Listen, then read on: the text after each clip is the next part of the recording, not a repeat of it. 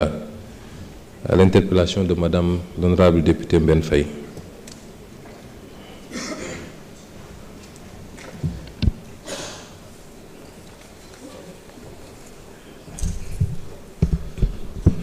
Monsieur le Président de l'Assemblée nationale, Monsieur le Premier ministre, Mesdames, Messieurs les membres du gouvernement, Mesdames, Messieurs les honorables députés.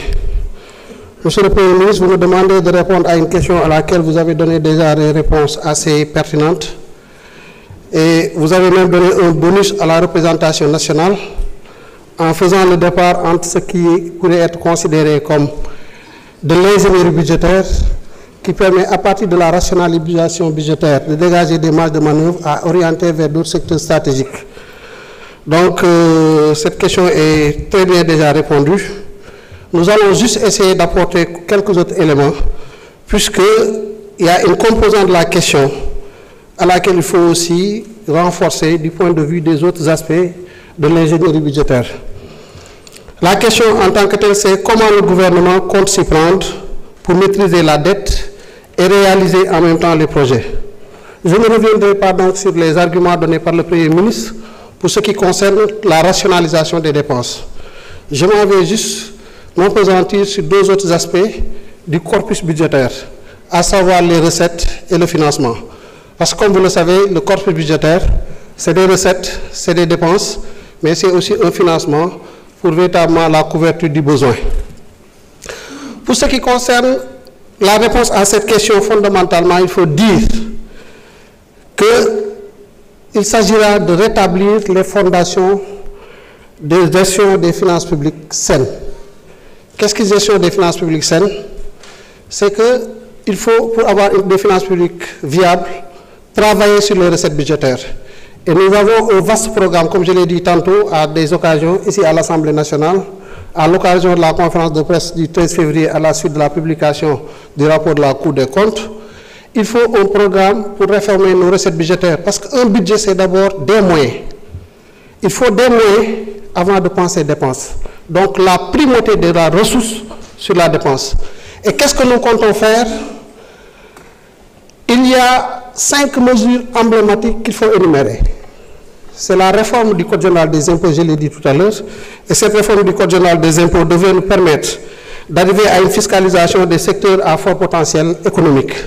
Il s'agit du foncier, il y a des choses à faire pour mailler davantage le foncier et essayer d'en tirer le maximum de recettes pour notre budget.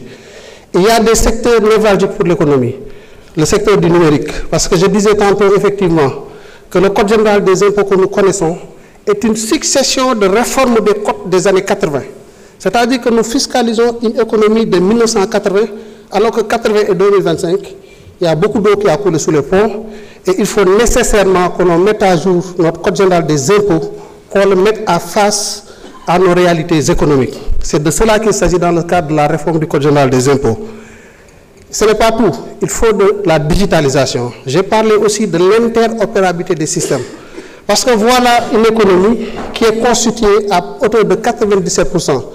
Certes, la statistique a évolué, mais il faut dire que les dernières statistiques que nous avons sur le secteur informel faisaient état de 97% sur l'économie réelle. Qu'est-ce qu'il faut? Il faut, à travers des dispositifs d'interopérabilité entre le système informatique de la douane, du trésor, du budget, des impôts, qu'on arrive à neutraliser cette informalité. Comment? Je vais donner un exemple un peu précis pour vous permettre d'appréhender un peu la réalité. Quand un opérateur va à la douane pour dédouaner son conteneur et prendre son matériel, il faut dire que c'est une bonne opportunité pour l'administration fiscale. Parce qu'ici, il s'agit du réel.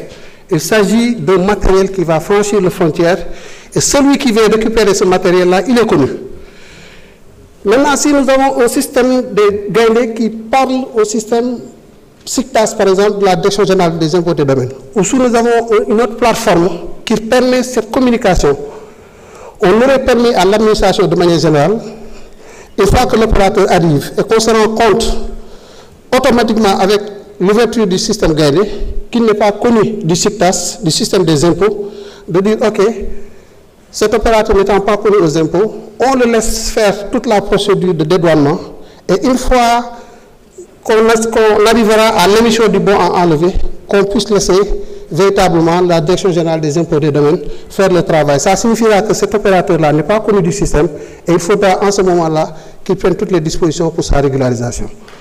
Voilà ce qu'il s'agit de faire de ce point de vue-là.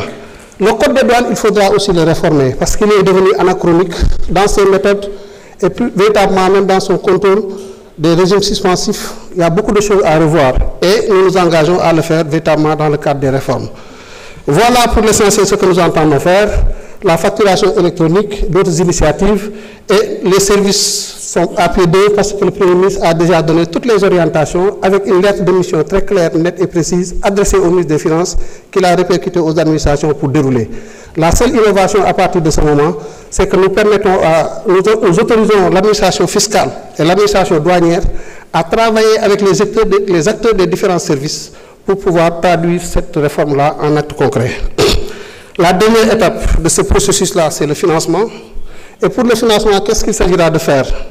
Il y a des ressources concessionnelles qui sont sur le marché. Il faudra qu'on travaille à capter ces ressources concessionnelles-là. Comment? Mais en ayant un comité de sélection qui a été mis en place depuis 2024, qui soit le plus pertinent possible, qui fasse le travail de la façon la plus correcte pour permettre au ministère des Finances et au ministère de l'économie, des plans et de la coopération d'avoir des projets bancables sur le plan économique et de le présenter aux partenaires techniques et financiers. Il s'agira aussi de se couvrir contre les risques de change, contre les risques de taux d'intérêt. Et ça, c'est un travail que nous savons faire avec les équipes du ministère des Finances et du Budget. Il y a aussi une rationalisation de l'octroi des garanties et la systématisation de tous les projets d'endettement, leur présentation au Comité national de dette publique.